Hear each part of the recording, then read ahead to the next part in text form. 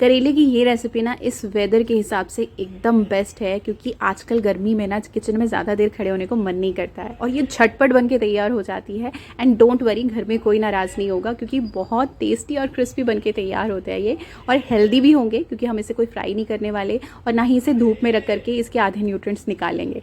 बिल्कुल झटपट बन जाएगा, किचन में जाइए 10 मिनट में बन के रेडी हो जाएगी।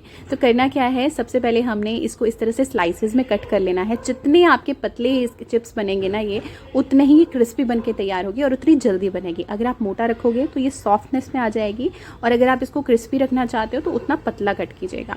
उसके बाद हमने एक पैन में थोड़ा सा तेल ले लेना है। यहाँ पे मैंने 3 बड़े चम्मच जो है ऑयल लिया है। आप कोई भी कुकिंग ऑयल ले सकते हो, मैंने यहाँ पे सरसों का तेल लिया है। तो जैसे ये तेल गर्म हो जाएगा, इसमें हम डालेंगे 1 चम्मच जीरा, और उसके बाद फ्लेम को हमने कम कर देना है और मसाले को अच्छे से क्रैकल होने देना है, क्योंकि मसाले जब तेल में इन्फ्यूज़ होते हैं ना, क्रैकल होते हैं, तभी उसका फ्लेवर आता है। अगर आप ऐसे ही गरम में जला दोगे ना तो उसका मसालों का फ्लेवर भी ख़त्म हो जाता है। और उसके बाद बस जीरा ऐड करने के बाद हमने ये सारे करेले जो है इसमें ऐड कर देने हैं। ये करेले मैंने पहले से सुखा के रखे थे, तो आप जब भी इसे बनाना है ना तो मेक श्योर आपके करेले सूखे हुए हों। अगर आप गीले गीले इसे बनाना शुरू कर दोगे ना तो ये इतना टेस्टी नहीं बनते हैं, इतने मतलब क्रिस्पी नहीं बनेंगे, थोड़े सॉगी हो जाएंगे तो मज़ा नहीं आएगा खाने में। तो बस इस टाइम पे हमने फ्लेम को मीडियम टू हाई रखना है, क्योंकि हमने अच्छे से रोस्ट करना है अपने करेलों को। तो इस प्रोसेस में आपको 5 से 7 मिनट लग जाएंगे, लेकिन ये बहुत इंपॉर्टेंट प्रोसेस है।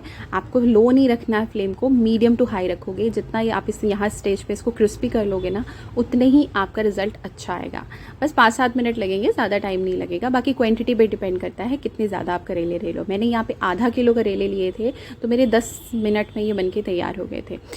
तो अभी फ्लेम को मैंने हाई रखा हुआ है, लेकिन जैसे ही हमारे ये करेले जो इस स्टेज में आ जाएंगे ना, देखने में कुछ इस तरह हो जाएंगे, तब हम फ्लेम को लो कर देंगे। इसके बाद क्योंकि हमारा जो रोस्टिंग का प्रोसेस है ना वो ख़त्म हो गया है और हमारे करेले ऑलमोस्ट 80 से 90% पक चुके हैं।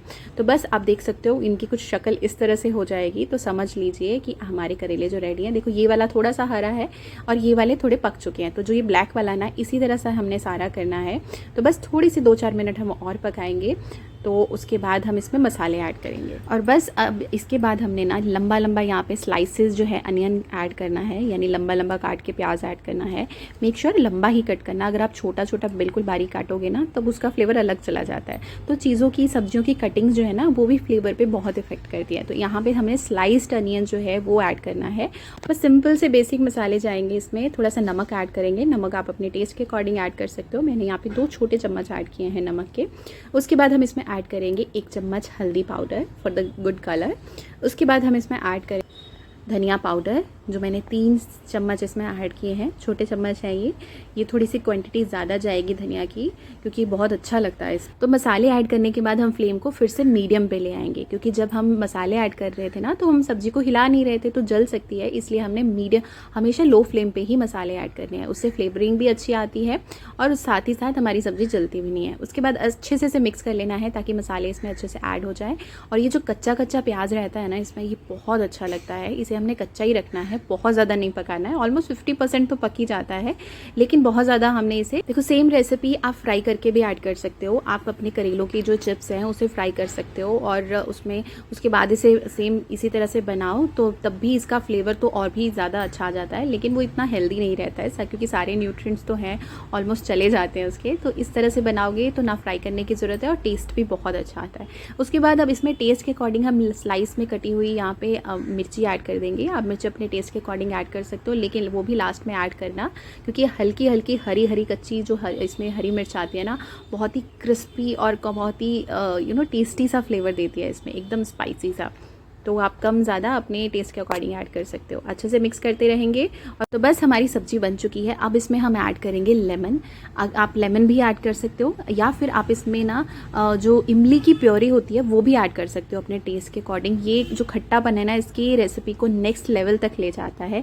इसका जो कड़वापन है वो भी ख़त्म हो जाता है, और साथ ही में जो करेले क्रिस्पी बने हैं ना, और साथ में इसमें थोड़ा सा ये खट्टापन आता है, तो उसका टेस्ट भी बहुत अच्छा हो जाता है। यानी कि दोनों की दोनों चीज़ें। और इनका कॉम्बिनेशन हेल्दी भी होता है और अच्छा भी होता है। गर्मियों में जो करेले है ना उसकी तासीर गर्म होती है, तो जब हम इसमें लेमन ऐड कर देते हैं तो वो बैलेंस कर देता है उसको और बहुत अच्छा टेस्ट भी आता है। तो टेस्ट के साथ साथ में हेल्दी भी बनते हैं, क्रिस्पी भी बनते हैं। अगर बच्चे ऐसे खाते हैं तो ठीक है, नहीं तो आप इनका रैप बना करके बच्चों को दे सकते हो, बहुत अच्छा बनता है ये। एक बार ट्राई ज़रूर करके देखना और ट्राई करने के बाद अपना एक्सपीरियंस मुझे कमेंट सेक्शन में आकर के ज़रूर बताना। और अगर आप कौन सी करेले की इंस्टेंट रेसिपी बनाते हो तो वो भी मुझे अपना कमेंट सेक्शन में ज़रूर शेयर करना, और चैनल को ज़रूर सब्सक्राइब कर लेना, क्योंकि इस तरह से हेल्दी और इंस्टेंट और सिंपल रेसिपीज़ मेरे चैनल पे मिलती रहती हैं। तो मिलते हैं कल एक और नई रेसिपी के साथ। Till then bye bye and take care.